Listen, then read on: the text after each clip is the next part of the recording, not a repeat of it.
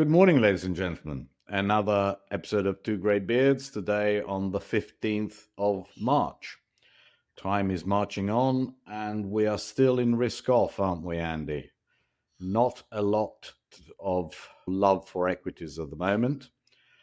And what happened last week? Well, we had CPI and PPI, and they were more or less as expected in terms of components, although the headline was slightly cold for both, but PCE is going to be exactly as expected by the Fed, and therefore the Fed is unlikely to take any solace from the current numbers. Otherwise, the economy continues very much as we expect, i.e., this is going to be a slowdown as opposed to any kind of a recession. Certainly from the numbers that we have seen so far, weekly claims keep on being in line. It looks like all the people who are being fired by the federal government are either finding jobs immediately or they're not yet reporting that they're unemployed. So not much change for the economy.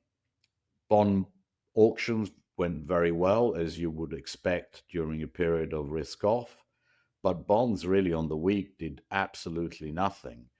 And as we've been saying for a couple of weeks now, if you have a portfolio 50-50 bonds and equities, whatever you lose in equities is unlikely to be made up by gains in bonds. Bonds have found an equilibrium level, and until and unless we find that the current pricing is completely incorrect because we are in a recession and the Fed can move, bonds are unlikely to make up the losses in equities.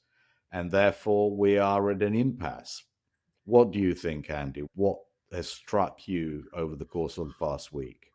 Yeah, I'm a little bit more. I took the readings from the components of CPI and PPI a bit more warm than not warm. Most of the forecasters, there are some extreme forecasters, but most of the big forecasters of PCE place it in the 0.29 to 0.33 rounded level, which makes it roughly 0.3%.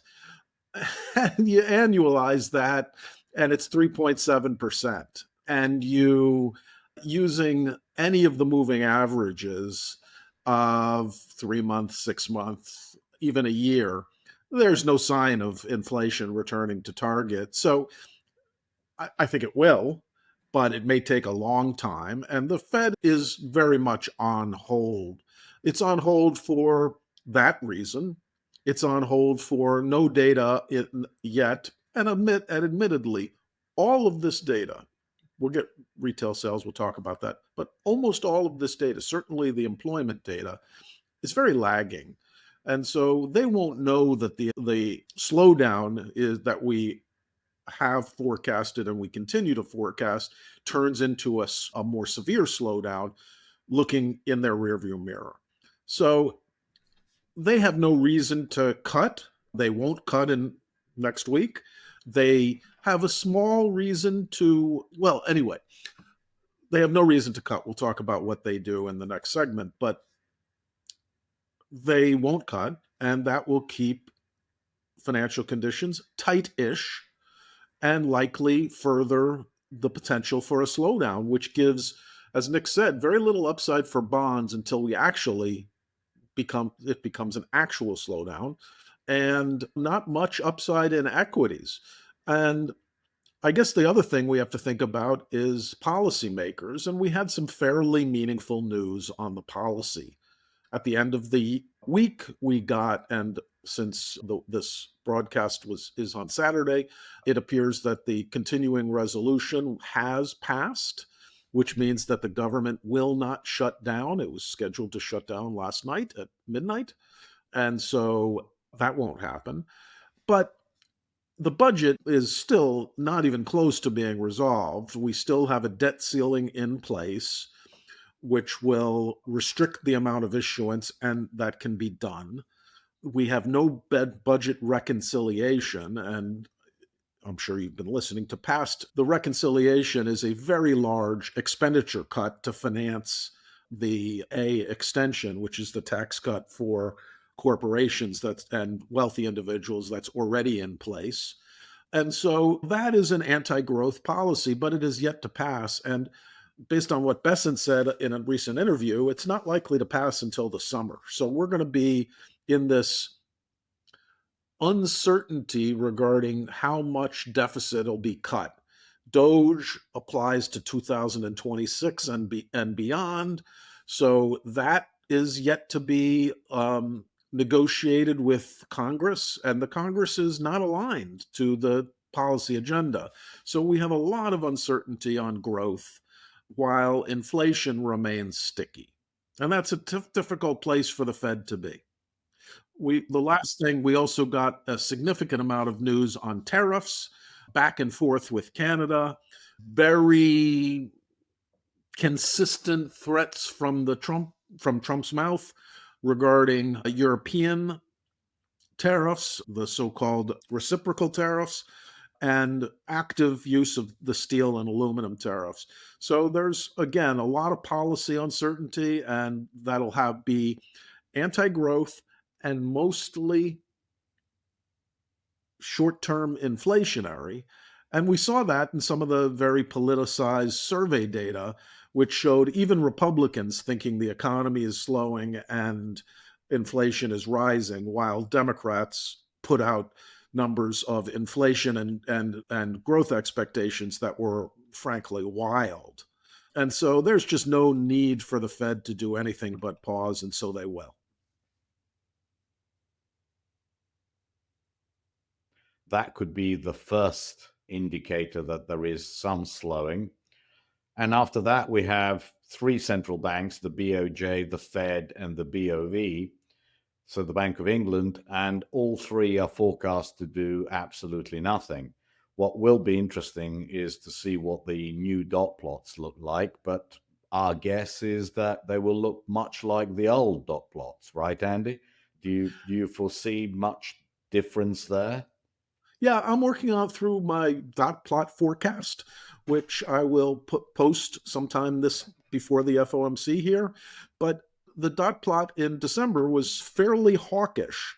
It showed inflation expectations falling and growth relatively robust, but still coming in a bit, and a path of two cuts between now and year end, and a terminal rate that was a bit more dovish. The terminal rate stayed low at just above 3%. I don't expect that to change much. I don't expect all of a sudden into a slowdown that the terminal rate is increased, nor do I expect dovishness, which would be hawkish, or nor do I expect dovishness where all of a sudden three cuts are priced relative to current two cuts in the SCP. So it's likely the SCP is going to be a nothing burger.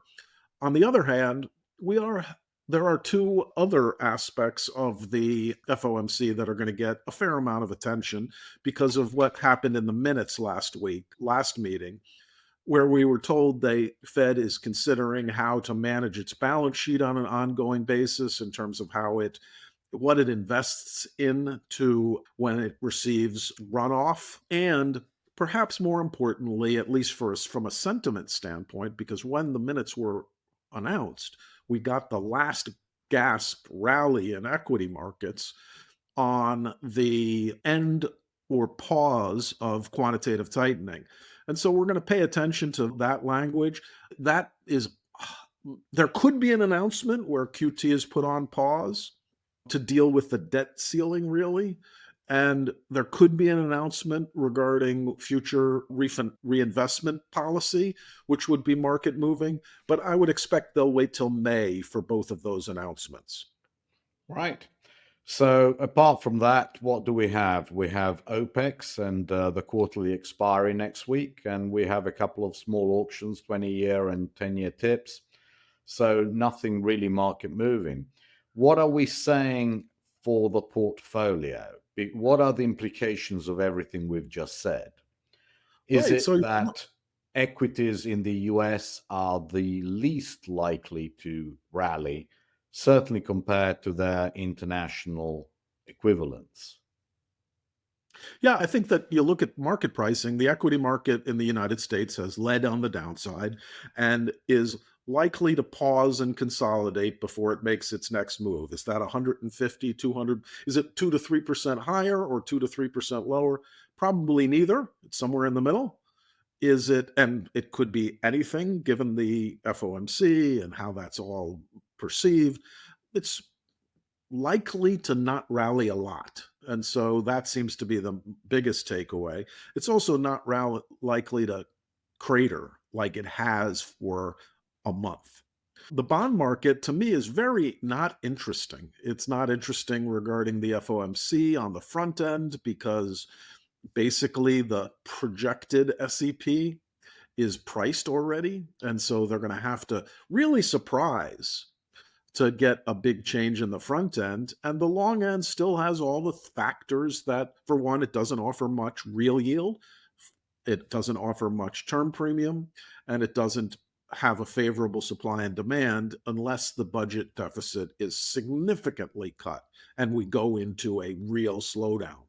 And so the the things that to me are aberrations to me are gold, which broke 3,000, which there's lots of sensible reasons to have gold in the portfolio. And for our unlevered, long only portfolio, we advocate having gold in it and have gold in it at a fairly high allocation.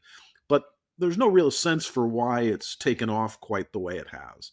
So those are the things that I observe. I think there's still more downside risk to European bonds, which should be another factor keeping pressure on US bonds.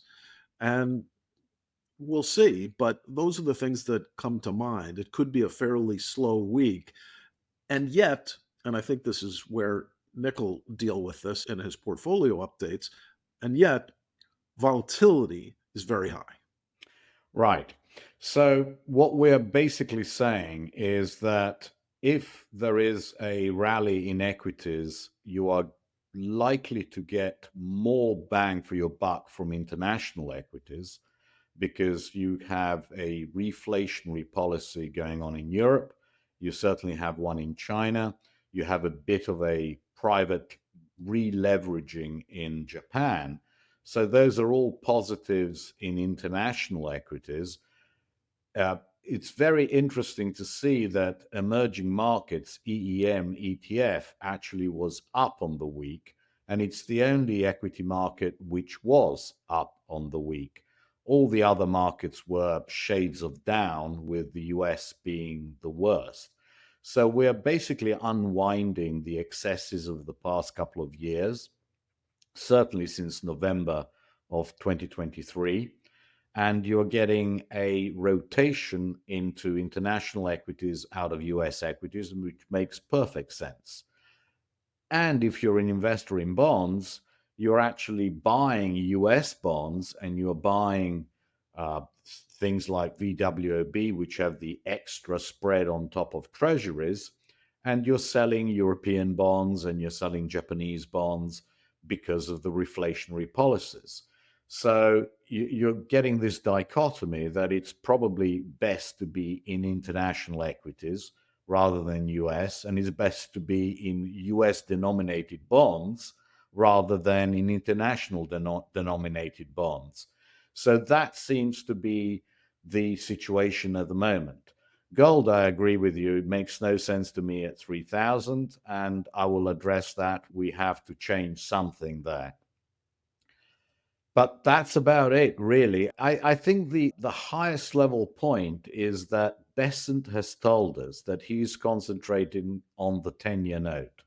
And that really means that he's not concentrating on the equity market. And even Trump has told us that really he's not looking at the equity market in the short term. So these are all negatives, or at least it says that any move higher in US equities is going to be limited and can be cool overwritten. Would you agree with that, Andy? Absolutely. But we could easily rally next week. And every Friday, the last 3 Fridays in a row, we've had a late day or starting midday, but often by in the last half hour, 45 minutes, we've had a 100-point rally in the S&P to but ended lower for the week. And so that pattern wouldn't surprise me at all. Great. I'll do my bit and I'll speak to you next week. Sounds good.